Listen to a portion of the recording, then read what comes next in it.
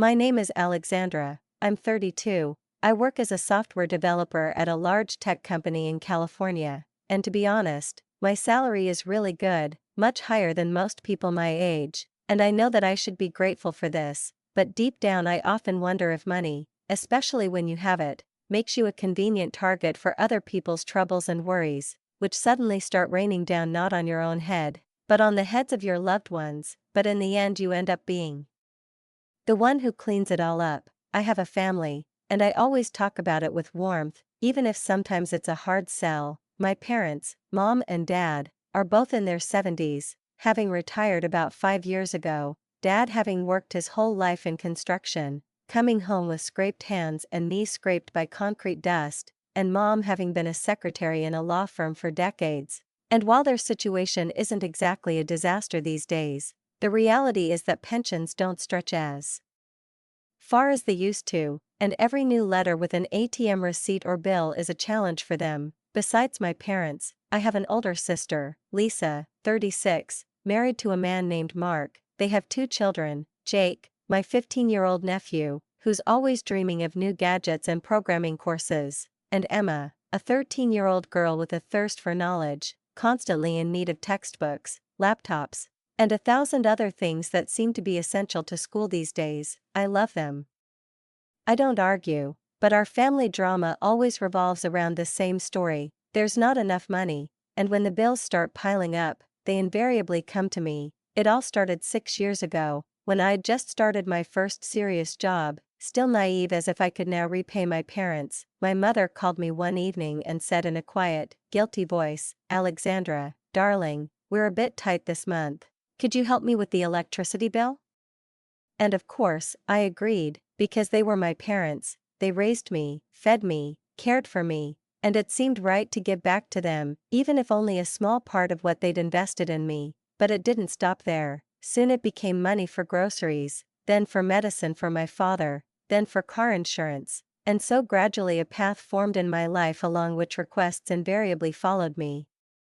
Lisa quickly picked up on this scenario. First, it was necessary to buy new tires for Mark's truck because otherwise he wouldn't be able to drive to work. Then Jake got excited about computer programming courses that cost $800. And, of course, I opened my wallet again, because this was the child's future, as my sister put it, and so it went, always something, always urgent, always putting me in a corner where I simply had no choice. And the worst part of this whole situation was that it was a one-way street. Whenever I needed money or help, everyone was suddenly busy, broke, or their own concerns took precedence over mine. I felt this especially acutely 8 months ago, when I finally bought my own apartment. I'd saved for years, endured a cramped rented room, denied myself many things for the sake of this dream, and now moving day was just around the corner. I had too much stuff to handle on my own, and without hesitation, I called Lisa and asked if Mark could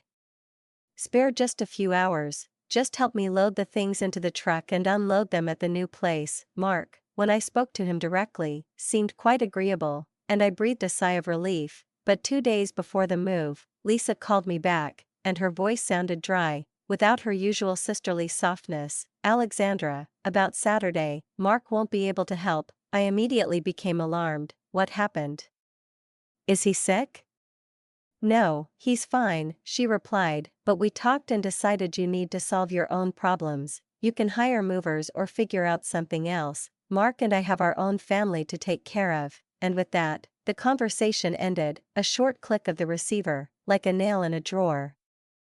In the end, I had to hire professional movers, forking over $400 I hadn't planned on spending. I didn't call Lisa again, didn't make a scene, didn't complain to my parents. I simply did what they said. I solved the problem myself, but I remembered that conversation. It remained imprinted inside me like a cold splinter, and yet, I continued helping them, as if under a spell. Each new month brought another reason. Mom needed money for groceries again, Dad's medications had gone up in price, Lisa's car had broken down again, Jake needed new soccer cleats, and Emma needed a laptop for school. Always something, always urgent, always on me. And I increasingly felt like my wallet had become less of a wallet and more of a life preserver, something they grabbed, never even considering that I, too, might one day begin to drown. At the end of October, I decided to go to my parents' house for dinner. I suddenly realized I hadn't seen them in weeks, and it felt right to sit together again at the table, to feel, if only for a short while, that illusion of family that warms, even if it hides so much that's unsaid. When I entered the house, I immediately heard the hum of voices, Lisa and Mark, the children. Everyone was already there, and, as usual, the kitchen smelled of stew, which my mother was preparing as if the recipe had been passed down through generations, although in reality it was just an old cookbook, stained with sauce and grease. We sat down, and at first everything seemed quite familiar. Plates clanged on the table, bread was passed from hand to hand, but after a few minutes I felt a cold current beneath the surface. Something was wrong, and the longer I sat, the clearer it became. For almost the entire first half of dinner, Mom talked exclusively to Lisa, as if I wasn't there at all. She asked about the school fairs Emma had attended with her class, about Jake's soccer games, where, according to Lisa, he was growing into a real captain, about my sister's work, about how Mark's business was going, and even about their holiday plans. I sat across from her, silently picking at my meat, which by this point had lost all flavor, because far more painful than my empty stomach was the feeling that my own mother hadn't asked me a single question the entire dinner. Not about my job, not about the apartment I'd spent so long choosing and for which I was now paying the mortgage, not about anything related to me at all. At one point, Dad coughed slightly, just a little, but Mom immediately turned to him, and he looked back, and some sort of silent agreement slipped between them, which I immediately noticed. Mom carefully set her fork down, smiled that wide, forced smile I'd learned to read as a teenager, and said almost solemnly, "Alexandra, dear, we've been thinking about it and decided that we really should buy a country house where the whole family can gather." I blinked, incredulous, and asked, "What? A country house?"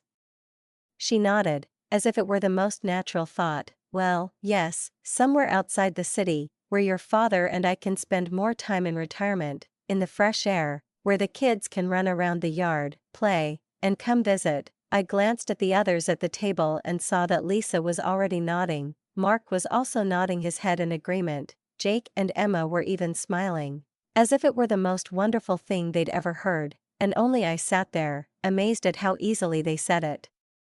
As if they were discussing buying a new tablecloth. "Mom, now is not the time to think about buying a house," I said quietly, trying not to lose my temper, but my voice still came out harsher than I intended. "Have you forgotten what happened just 6 months ago with your foundation?" The smile on Mom's face faltered, becoming strained, as if cracking at the edges, but she stubbornly asked, "So what do you think about this?" I leaned a little closer and reminded her, "It's a crack, Mom, a huge crack in the foundation. You called in specialists, and they said the whole house needs to be reinforced immediately, and that it would cost a fortune. Wouldn't it be more logical to fix what you already have first, rather than dreaming of a new one?" Mom waved her hand as if swatting away a pesky fly. "Oh, it's all nonsense. This crack will stay there. It won't go away. Dad and I need to think about the quality of our life in retirement. We need fresh air, space to relax. That's why we need you to buy us this house." I stared at her as if I were seeing this person for the first time, and the words burst from my lips, "What do you need me for?" Mom didn't even blink. "Buy us a house, Alexandra. You're the only one in our family who can afford it." I took a deep breath, trying to cope with what was rising inside me, and said, "Mom, I pay the mortgage on my apartment myself. I don't have the money for a down payment on another house." And then a light lit up her eyes, as if she'd been waiting for this, as if she'd already prepared the answer. "Well, I've already found the perfect place, only $235,000, the down payment will be small, and the monthly payments will be mere peanuts," she said the figure as if she were talking about a cup of coffee or a new pair of shoes, as if it wasn't a huge sum, but something to be taken for granted. I glanced around the table again, hoping to see even a grain of doubt, even a shadow of understanding, but Dad sat with an expectant gaze, as if he were just waiting for me to agree. Lisa crossed her arms and looked at me as if I were some kind of obstacle preventing them from realizing their shared dream. Mark continued nodding, as if he were persuading me without words. Even the children, Jake and Emma, stared at me with expectant eyes, as if the decision had already been made, and my answer depended only on when they would get new toys in the large garden of the country house. "Mom, I can't buy you a house," I said slowly and clearly, trying to make every word sound firm. "I have a mortgage to pay." My mother leaned forward, and there was a businesslike, almost calculating note in her voice that made my stomach clench. "The monthly payments will only be about $1,500, she said so calmly, as if she were talking about some kind of allowance. Just $1,500 on top of the $2,000 I already shelled out each month for my own mortgage. I felt a wave of anger and weariness rise within me, and I said firmly, "I'm not taking out a mortgage on a house I won't even live in. I'm not doing that." The room suddenly felt colder, as if someone had thrown open a window in the middle of winter. My mother's face changed, the smile vanished, and her eyes darkened as she said curtly, "Well, I guess we know where we are now." Before I could respond, my dad, whom I'd always considered more gentle, looked straight at me and said, each word piercing me like a needle, "This means we thought we could count on our daughter. Very disappointing, Alexandra." I glanced around the table, and every face reflected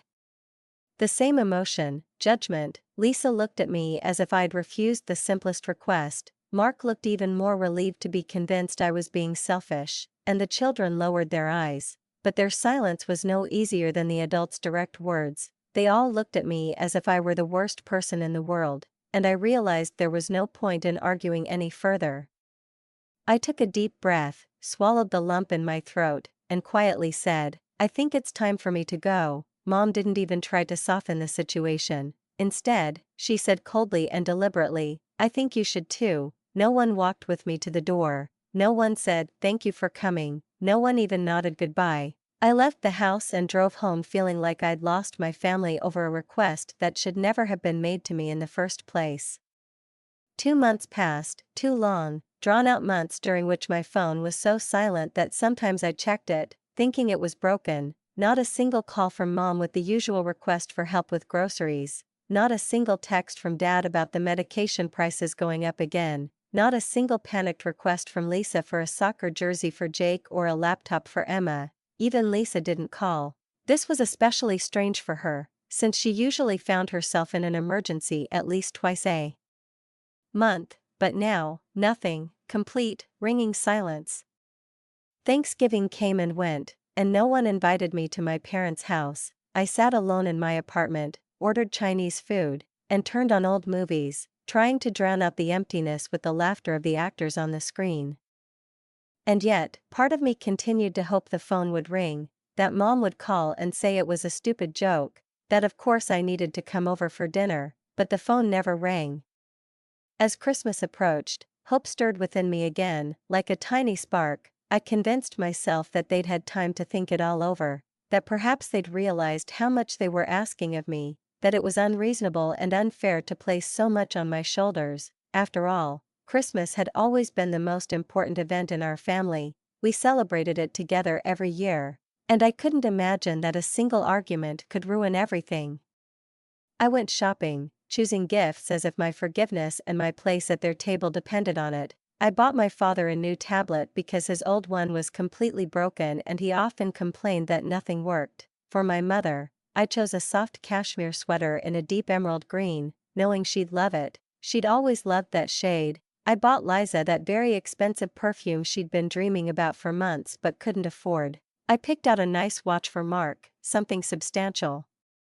To make him feel important, Jake got a new gaming headset, and Emma got a beautiful jewelry box she'd mentioned casually. I spent almost $2,000 on all of this, more than usual, but I wanted to show that, no matter what, I cared about them, that I wanted to be part of this family, even if I couldn't buy them a house. A week before Christmas, I gathered up all my courage and dialed Mom's number. My heart was pounding so hard I could barely hear the dial tone. "Hi, Mom, it's Alexandra," I said, and there was a pause. And then her voice came through, neutral, without warmth, but without cold anger either. "Oh, hi, Alexandra." I took a deep breath and asked, "I was wondering if we'll be celebrating Christmas at your house this year like we usually do?" There was a long silence, during which I counted my own breaths. Then Mom replied, "Yes, we're celebrating Christmas. Yes, Alexandra, you're invited, your family."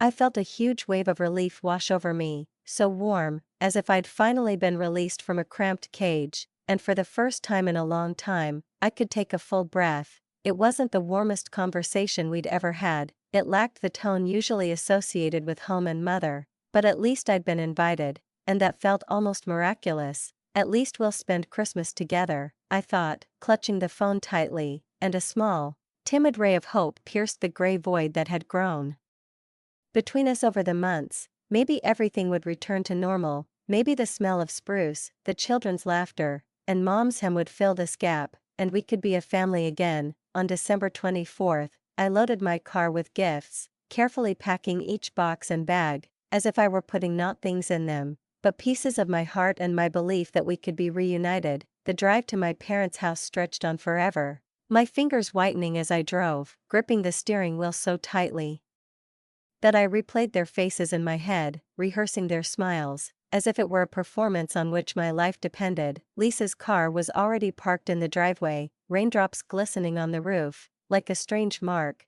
They were already here, without me. When I walked in, something in my chest lurched because everyone was there. Lisa with her perfectly coiffed hair, Mark, Jake, Emma, their voices mingled in a hum. The rich smell of Mom's famous ham, sweet potatoes, and cinnamon wafting from the kitchen, and I felt it cling to me like an old memory, refusing to let go. I placed all the presents under the tree, trying to do so quietly, not revealing which ones I'd brought the most, though I immediately noticed that my boxes took up half the carpet beneath the tree, and next to them lay only a few packages from the others.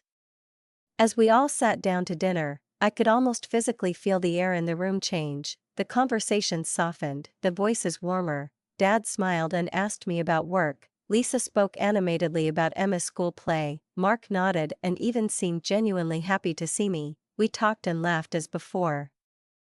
No one mentioned the country house, and it was as if the very shadow of that dinner had vanished. No one seemed angry anymore. Dinner was so good that when Mom, clearing the plates, unexpectedly asked if I wanted to spend the night in my old room, I didn't hesitate for a second and answered yes, feeling a gentle tug in my chest. After all, this was the very house where I grew up, every wall of which remembered me differently. It was nice to return to that space where I knew every sound and smell, and I felt like everything would be fine again, that this evening would be the beginning of something new. The next morning was Christmas. For the first time in months, I woke up excited, like I was a little girl again, my heart racing as I pulled on my soft flannel pajamas. We were all gathered around the Christmas tree in our pajamas, just like when Lisa and I would wake up before our parents to check what Santa had left for us under the tree. I looked at their faces, Lisa, Mark, Jake, Emma, and it felt like time had turned back. Everyone was opening presents, hugging each other, saying thank you, and I just sat there, smiling, feeling happy that I'd inspired them so much, that I'd brought some holiday cheer into this house.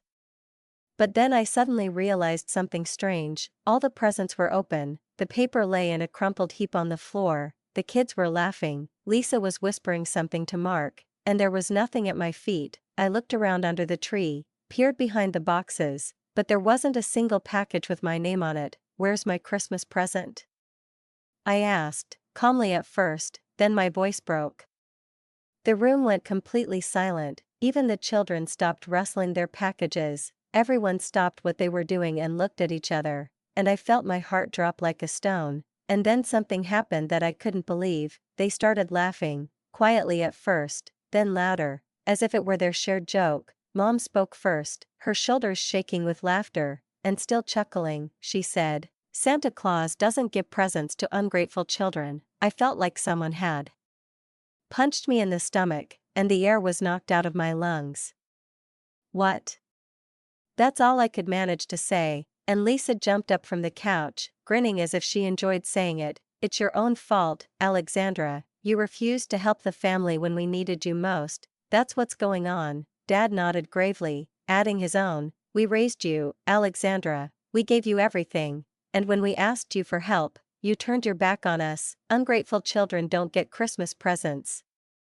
I sat there, in my pajamas, surrounded by all the expensive gifts I'd bought them, and listened to them explain, one by one, why I didn't deserve even a single gift in return, not even something small, not even a card. I wanted to scream at them. I wanted to list all the times I'd helped them over the years, every bill I'd paid, every emergency I'd resolved, every time I'd run to their aid, leaving my own business. But looking at their faces, I realized it didn't matter, that in their minds, I was the villain, the ungrateful daughter who hadn't bought them a house. Okay, I said quietly, and that silence was louder than any scream. I stood up and went to my old room, shaking inside, packing slowly, carefully, so my hands wouldn't show the trembling, while everyone else remained in the living room, probably discussing what a terrible person I was. As I walked downstairs with my bag, it felt strange, like I was in a movie where every step I took echoed in the empty house. No one said goodbye, no one tried to stop me, not even a glance as I passed. I walked out of the house on Christmas morning, and as soon as I stepped into the cold air, I immediately decided I'd had enough. I was tired of being their ATM, I was tired of being their doormat. The one they could use to clean up everything they couldn't handle. In this house, they always thought I owed them something because I was their daughter, because they raised me, but in that moment, I realized they didn't owe me anything. I no longer had to save them from every misfortune, I didn't have to pay for their mistakes. And I didn't have to give them my entire life like an empty bottle. I was hurt that they'd forgotten who I was, and only now, when I said stop, did I finally realize I could live for myself. From now on, they could solve their own problems. I wasn't going to be their savior. For the first time since I started working, I wasn't sending money to anyone. My paychecks were deposited into my bank account, and for the first time in a long time, they just sat there, growing with each passing month. I began to look at the numbers with amazement. As a small victory, I'd forgotten how much money I was actually making when half of it was going to their accounts. I couldn't even imagine how much I could have saved over all these years without paying $1,000 a month. And now, I had not just as much as I was earning, but more. I started paying more on my mortgage. Instead of the minimum $2,000 a month, I was paying $3,000. And if I kept this up, I could pay off the apartment in 10 years. Instead of 30, the thought of being completely in debt before I turned 45 was disconcerting. For so many years, I'd been trying to keep this house, essentially for their sake, and now that I'd begun to take real steps toward financial independence, I realized how long I'd been missing out on making my life my own. I started doing things for myself that I'd been putting off for years. I bought a new sofa for the living room, soft and cozy, with a burgundy velvet upholstery that now felt more than just a thing, but a sign that I could take care of myself. I gave my car, the car that had gotten me to and from work all these years, a thorough inspection, and every new step gave me the feeling that I could finally take charge of my life. I booked a vacation to Hawaii for April, and it wasn't just a broadening of my horizons, it was my first real vacation, not just a long weekend in a cheap place. For the first time, I allowed myself to dream not about helping others, but about what I wanted for myself. Their silence was almost amusing, even though it initially made me uneasy. Lisa, who used to call me at least twice a month asking for money, never contacted me. Mom, who used to make me feel guilty about grocery bills and Dad's medications, didn't send a single message. It was as if I'd simply vanished from their world, as if they'd completely forgotten I existed since they no longer needed me. And in that moment, I thought, maybe I really did make the right choice. Maybe now I'll live peacefully, free from their manipulation. I hoped it would last forever. I hoped they'd learn to solve their problems on their own and leave me alone, but deep down, I knew it was too good to last. People like my family don't change, they just wait until they're desperate enough to swallow their pride and come to me with a request, and I was ready for that, even if I didn't want to believe it. The call came at the end of March, 3 months after Christmas. I was at work, sitting at my computer, debugging code, when my mom's name appeared on my phone screen. For a second, I considered not answering, not wasting time, and not getting into this same old story again, but curiosity got the better of me, and I answered. "Hi, Alexandra." My mother's voice was high-pitched and frightened. I felt something cold squeeze my stomach. "Oh, thank God you answered. What happened, Mom? I asked, a sense of foreboding tightening in my throat. It's the house, the foundation, it's completely falling apart. She seemed to be stumbling. I leaned back in my chair, feeling my body tense. I'd tried to explain this foundation to them 6 months ago, when they begged me to buy them a country house instead of investing in renovating their old one. Before I could say anything, my mother continued. The crack has gotten much worse, now there's a huge gap, and everything is crumbling. We had to call an emergency inspector, and they said the house is unsafe to live in. They said, we need to fix this immediately, otherwise the whole house could collapse. She practically screamed into the phone. I heard Dad yelling something in the background, and Mom was trying to drown him out. How much will the repairs cost? I asked, even though I already knew what was coming. $50,000, Alexandra. We need $50,000 to replace the entire foundation, and we need it now. There it was, the real reason for the call. I froze, but tried to speak calmly. Mom, why are you calling me about this? Because you have savings, we know you do, you should help us. I almost laughed when I heard Mom's voice again, and in that moment, I felt both ashamed and bitter. After 3 months of silence, after that humiliating Christmas when they told me Santa doesn't give presents to ungrateful children, they wanted my help again. How hypocritical. As if nothing had happened, as if that cold, pitiless moment wasn't forever etched in our memories. Mom, remember what you told me at Christmas about ungrateful children? It seems that's your problem, not mine. I tried to speak calmly, but my voice trembled with the sarcasm that had just bubbled up in my chest. I couldn't keep silent any longer. Alexandra Elizabeth, don't you dare talk to me like that, I'm your mother. On the other end of the line, Mom's voice rose sharply, and in it I heard again that same old pride that was always ready to cast me aside the moment I ceased to be useful. You're right, Mom, you are my mother, and at Christmas, you laughed in my face and told me I was ungrateful. My words burst out. I had no intention of stopping. I couldn't allow myself to hold back this torrent. I remembered all those years they used me, all those requests and manipulations. You punished me for not buying you a vacation home by making sure I was the only person who didn't get a single Christmas present. We were upset about the vacation home, but that's different. No, Mom. That's not the difference. You showed me exactly how you feel about me. I'm only valuable to you when I write checks. I thought I spoke so quietly, but every word was weighty, like a blow to an empty vessel they'd never learned to appreciate. Well, you know what? Ask Santa Claus to help you with your foundation. Maybe he'll be more generous to ungrateful parents than to ungrateful children. How many years I've waited to finally tell them everything that was on my mind. How many years I've held back this feeling that I was just a tool to please their wants and needs. And now that I've said it out loud, I feel better. Alexandra, please, you can't let us lose our home. Her voice was lower now, more pleading, but it didn't move me. You should have thought about that before treating me like trash, I added calmly and hung up without a second thought. My hands were shaking a little, but I felt good, really good. For the first time in my life, I had stood up to my mother when she tried to make me pay for something. It wasn't just a show of strength, it was a true liberation, like breathing out after years of being trapped in a cage I hadn't even realized I had. In that moment, I felt the tension in my shoulders relax, and the ringing in my head was replaced by a silence I hadn't known for so long. The phone immediately rang again, and I declined it. My finger hovered over the screen several times, but I couldn't bring myself to answer. It rang again, and I declined again. I knew they wouldn't give in so easily. Mom called me 6 more times that day, and I declined each time. How could I answer? What could I say to them? Treat them as if they hadn't humiliated me to the last? I understood perfectly well, and I didn't want to be their savior anymore.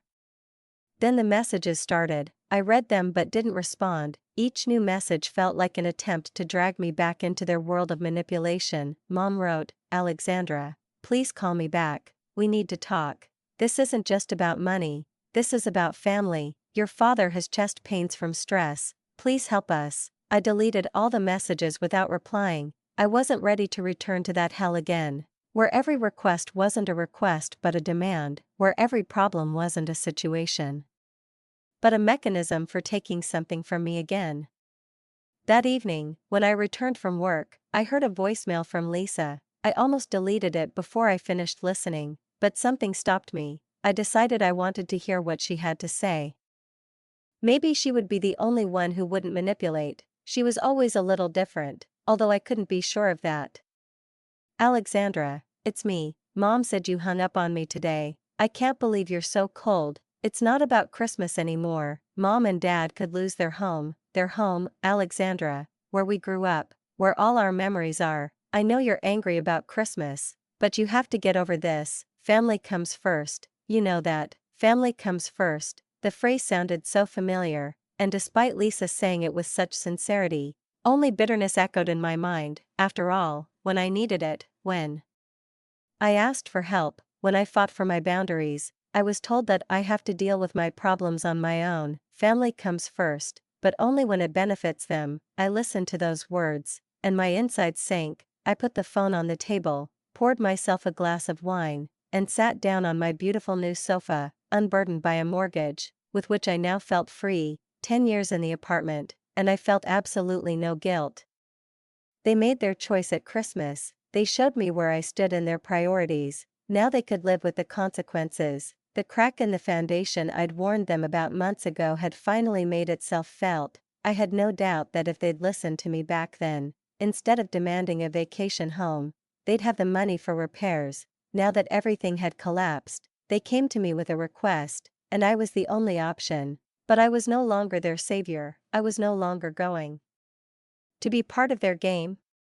I thought my refusal over the phone would end everything. I thought they'd understand I wasn't going to help them anymore. But I was wrong. They weren't going to give up that easily.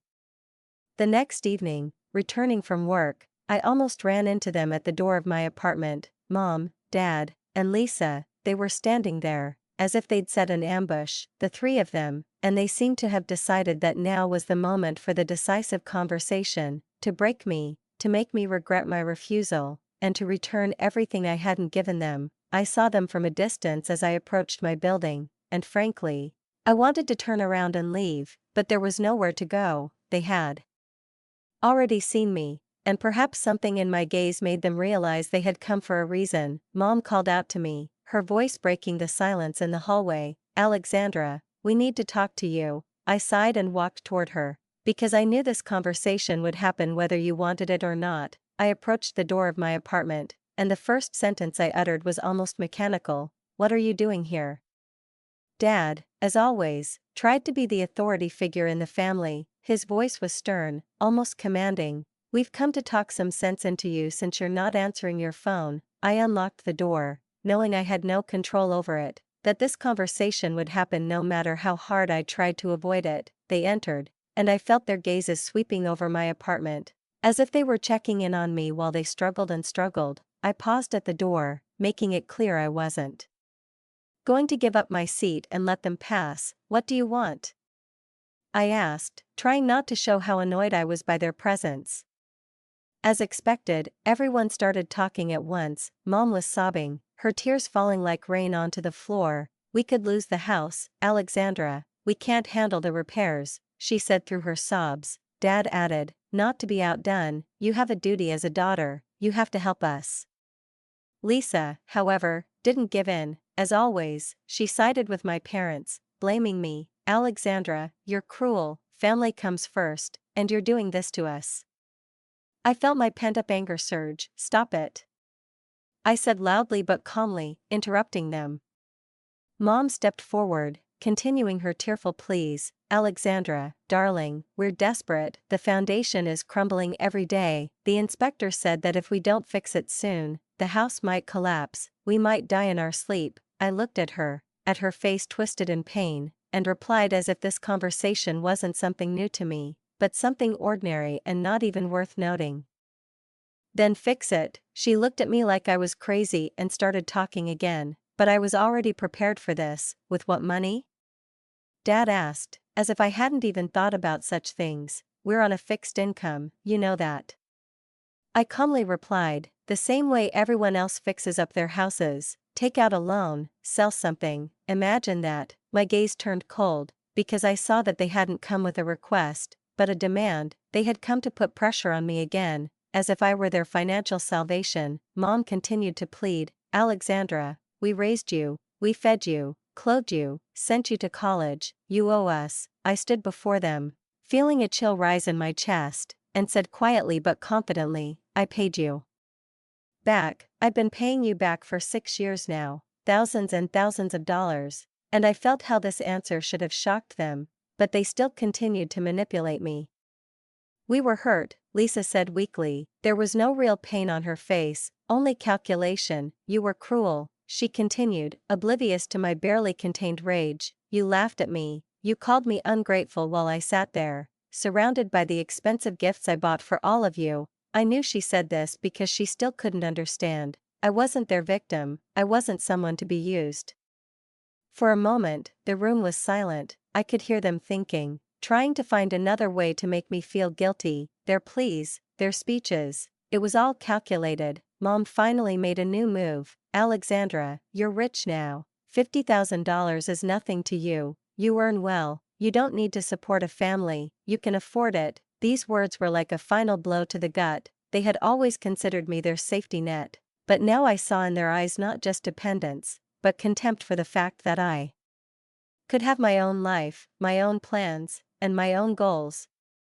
"You're right," I said, although in reality I wasn't really listening to them anymore. "I earn good money and I'm going to keep it." Mom gasped, as if I'd just torn an invisible veil. I knew they were expecting a completely different answer, but I was no longer a part of them. They could no longer control me or make me feel guilty. I added with cold determination, "You want to know what I do with my money? I'm paying extra on the mortgage so I can own my own apartment in 10 years. I'm saving for retirement. I'm planning a vacation to Hawaii. I'm living my life, not constantly worrying about the next problem you'll call me about." Lisa stood up, her face hard with rage. "How can you be so selfish? How can you have such a right?"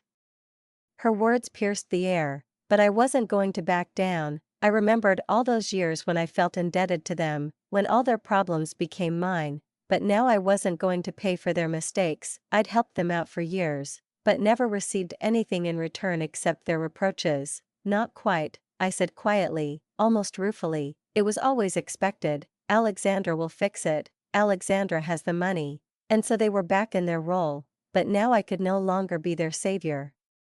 I looked at them, and in that moment, something inside me finally broke. My dad's face turned red, and I saw his lips tremble with rage. He tried to contain his anger, but his eyes betrayed his feelings. "All we've ever done for you," was his accusation, and it hit me like a rock. "But what have you done for me lately?" I asked, unable to contain my disappointment. "When was the last time any of you even asked how I was doing? When was the last time you cared about anything in my life other than my bank account?" The words seemed to hang in the air, like heavy, invisible threads connecting us. They looked at each other, and in their eyes I read something like bewilderment, as if I were starting to act irrationally, as if I'd betrayed them. But it was funny, because in reality, they were the ones who had betrayed me, and they didn't understand why I wouldn't agree to save them. Mom, still crying, finally said, "We're not leaving until you agree to help us. Then you'll be here for a long time." I looked at her, and for a moment it seemed as if I said yes, this moment would stretch out into infinity. And I'd be tied to their problems for years to come. This was their manipulation, their final step to make me feel guilty. "I want you to leave now," I said, and with those words, like a black mark, I sealed the deal. It wasn't just a request, but a demand that they finally leave. They stood there for another minute, looking at me, as if hoping I'd change my mind, but I didn't, I couldn't. When I didn't give in, when they realized I wasn't going to give in, they finally moved toward the door. Mom, however, couldn't leave without saying her final word. "This isn't over yet." I didn't care. I stood there, watching them leave, and in that moment I realized I'd likely never see them the same again. It was the end of an old chapter in which I'd been their instrument.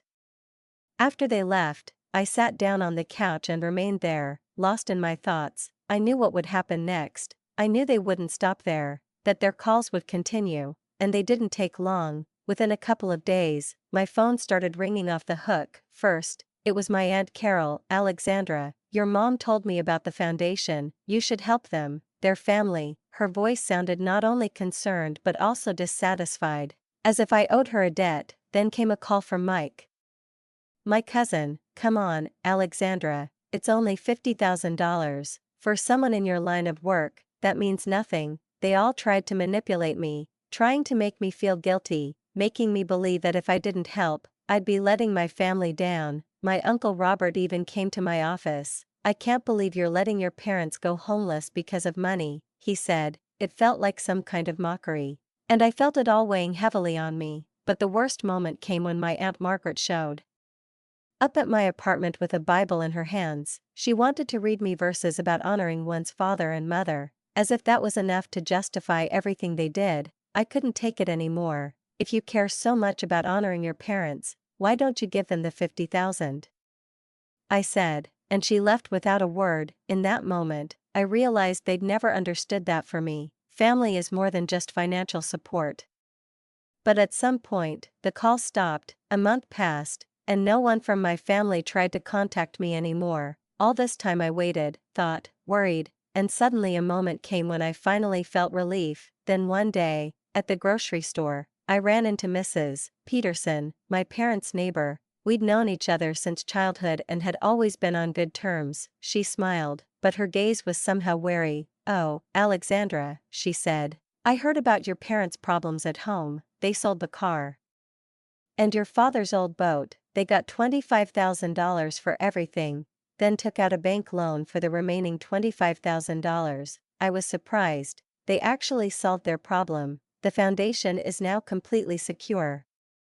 I paused, stunned by her words, and she continued, "But your parents are, of course, angry about all this. They keep saying you abandoned them when they needed you most. Good for them for handling it themselves." Mrs. Peterson looked at me strangely, as if assessing how much I understood the consequences of their actions. "Alexandra, at their age, they'll have to pay off this loan for years. That's what loans are for," she added, and I felt something warm rise in my chest. They had made their choice, they had found the money, just like I said, they had sold everything and taken out a loan. They no longer needed me.